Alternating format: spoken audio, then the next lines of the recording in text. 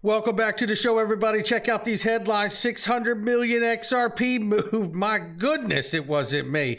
USDC has a sharp drop, but boy, do we got some news to counter all that. And it involves an NYDFS. Boy, you're going to want it. Coinbase tells the SEC, come at me, bro. And then we got the Federal Reserve governor issues a warning that crypto could go to zero. And what about the UAE central bank? Is it equaling Ripple XRP? Well, somebody roll that beautiful intro. We're going to find out.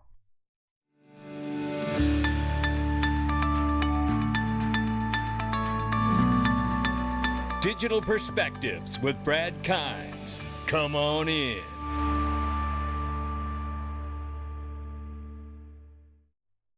Welcome back to the show, everybody. You can follow us on TikTok, YouTube, and Twitter for exclusive content. Right now, $1.05 trillion market cap for cryptocurrency. Good morning. It is off by 2% this morning. We see Bitcoin coming in right now, 21,700 plus. Ethereum, 1492 and change. It wants to be $1,500. Tether market cap is 68.6 billion, they say. XRP is 36 cents. It's off by 3.8% in the last 24 hours and 7.8% in the 7-day. Somebody call somebody. No, I don't know. That's the market we're in this morning.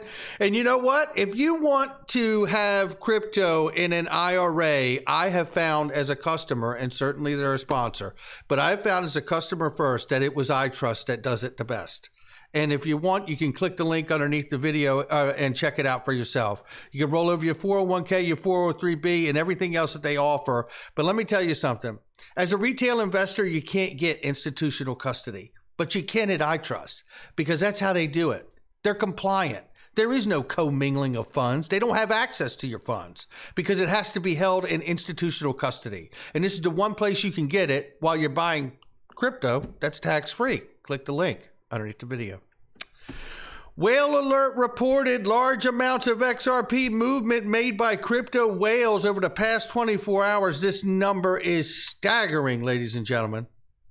592.25 million XRP worth $222 million in different transactions. Now, it is anonymous transactions, so I'm not going to go into the article because we don't know where it goes. I happen to believe that this is a constant shifting of funds to deal with the growing on-demand liquidity, which we're not able to see as a result in price as of yet. And truthfully, maybe that statement's wrong too. Because maybe the result in price is that it is 30-some cents. We're going to talk about some information here in a second. The federal governor is warning crypto can go to zero. We're going to talk about it in just 1 second. Hang in there. Then there's this reminder here. The IMF has criticized El Salvador's decision to adopt Bitcoin as legal tender several times in the past. The authority has asked El Salvador to drop Bitcoin as a currency. And I don't know about you, but that's the friendly. Don't come back to me because I said I told you so. Right? This is how many more I'm telling you, I'm warning you, is there going to be here, right? Okay. All is cool on the Western Front, as they say, right? Okay, we're going to see how this shakes out. I want you to listen to these next few pieces of information here. USDC, the second largest stable coin by market cap, has seen a sharp drop in its circulation supply over the past weeks as markets experience correction. Now, what's interesting is that at the same time, New York Department of Financial Services, NYDFS, ordered crypto infrastructure firm Paxos to stop issuing the stablecoin Binance USD. Oh, really? What's interesting about this article here is that if you go into this article, it says actually the usage of Binance USD is up and USD Tether is up comparatively to Circle. And isn't that interesting? Because those two are nowhere near considered to be as regulatory compliant as USDC. We shall see though, right? However, Paxos will no longer issue Binance USD stablecoin. Check it out, ladies and gentlemen. The New York Department Financial Services ordered Paxos to stop issuing Binance USD. We will be reviewing other projects in those jurisdictions to ensure our users are insulated from further undue harm, a Binance spokesperson told The Block.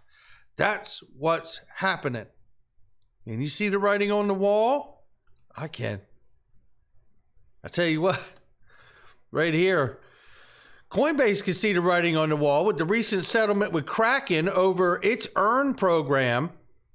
Paul Gerwal here from Coinbase himself, you can see the original tweet here from Paul, right? Chief Legal Officer, says SEC has made a number of misinformed assertions about staking over the past few days and asked a number of misguided questions. Let's set the record straight point by point. There's a lot of FUD to cover. I'm not going to go into that whole thing. I think we understand that the SEC is obviously going rogue and doing whatever they want. And by the way, no one on either side of the aisle has actually stopped them yet.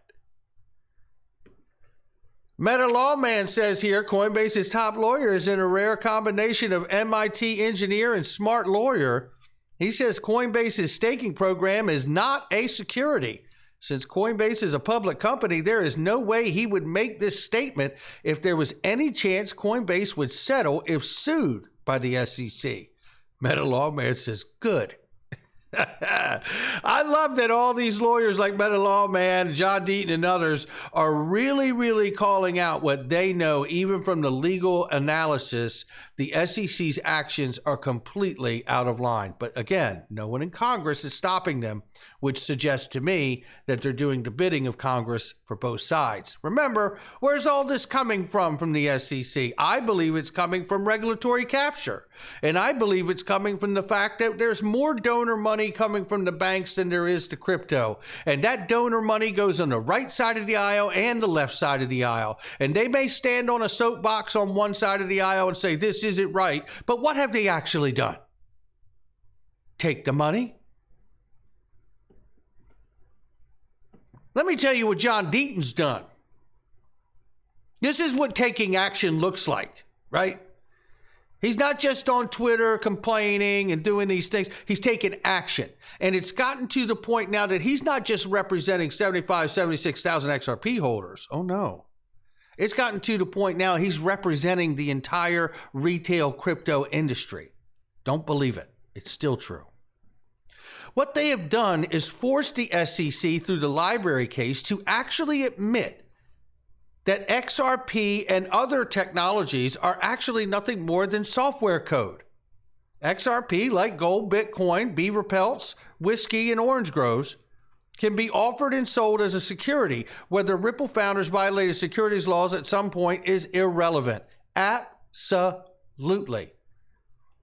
That's what taking action looks like. Brad Garlinghouse reminded us going into the weekend here about how other countries around, and we know who they are. We are talking about Australia, United Kingdom, United Arab Emirates, South Korea, and Brazil, just to name a few, that are providing guidance and legislative guidance to this nascent industry. And it is welcome here in the U.S. But I tell you, first we get this. U.S. Federal Reserve Governor Christopher Waller has warned crypto prices could fall to zero at some point. Don't be surprised and don't expect taxpayers to socialize your losses when that happens, the Fed governor stressed. In other words, don't expect to be bailed out when it happens to you. Oh, that's right, Christopher, because your bailout money is pertained to airlines and banks, correct? Yeah, that's what I thought too. Yeah, not the people that actually pay taxes that put your ass in there to do what you're doing. And I know you're appointed, and I know the Federal Reserve is actually a separate part of the government, but I think we all understand the salient point. You're doing the bidding of other people and not serving the people, all the people. That's the point. And this fear-mongering may actually not just be fear-mongering. It may actually be real. Going back to the IMF that we just covered a moment ago, warning El Salvador, you shouldn't adopt Bitcoin as money. this article goes through here and basically suggests this. If you buy crypto assets and the price goes to zero at some point, please don't be surprised and don't expect taxpayers to socialize your losses. He added, if people want to hold such an asset, then go for it. Because he says, to me, crypto assets is nothing more than a speculative asset like a baseball card. If people believe others will buy it from them in the future at a positive price, then it will trade at a positive price today, he described. If not, its price will go to zero. Referring to cryptocurrency as baseball cards is not a good thing. But that's why I happen to be interested and invested in XRP.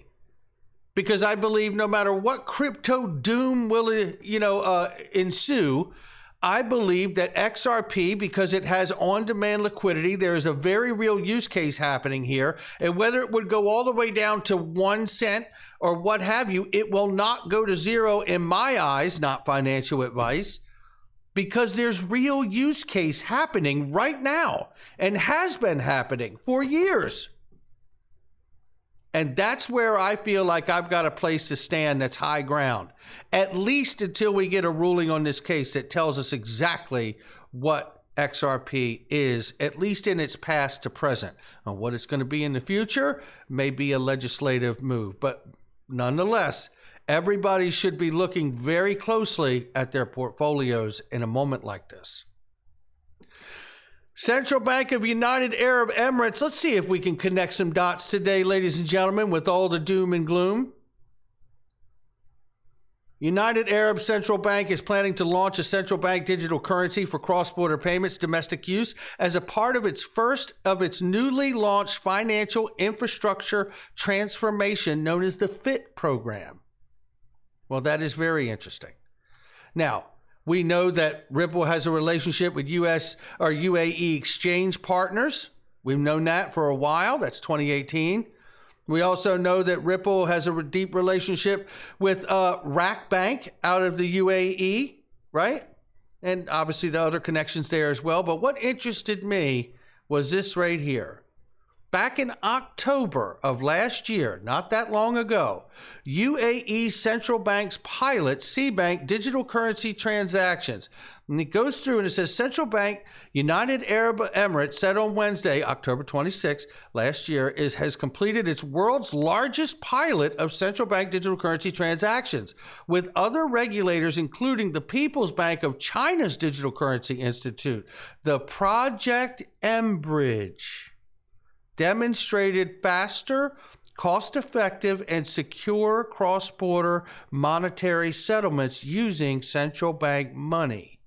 Identified as a G20 economic priority. Oh boy, well, there's a couple of things here I want to get into.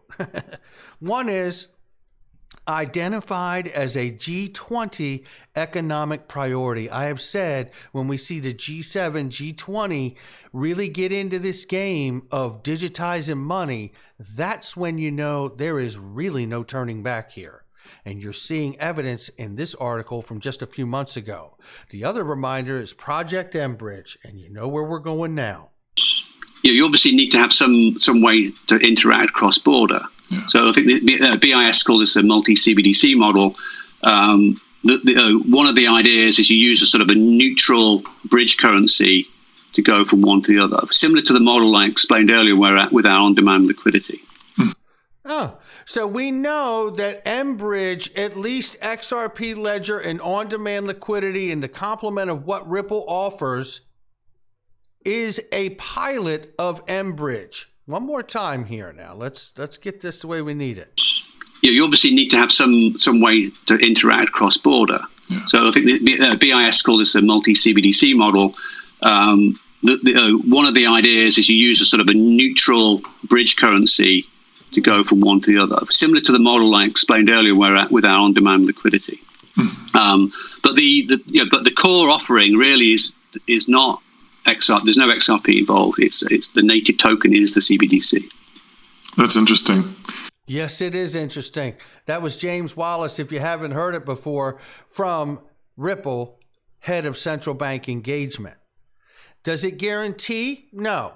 And what would I expect? I would expect all central banks to build their own private ledger system and maybe API sidechain into the Ripple private ledger for central banks itself. That seems to me to be the right way to go about it, to where everybody has control over their interbank transfers without the world and other central banks seeing what they don't want them to see, and still provide the functionality, the use case, scalability, and security and efficiency of a brand new financial system. Not financial advice from me or anyone else. It's just my digital perspectives. I'll catch all of you on the next one.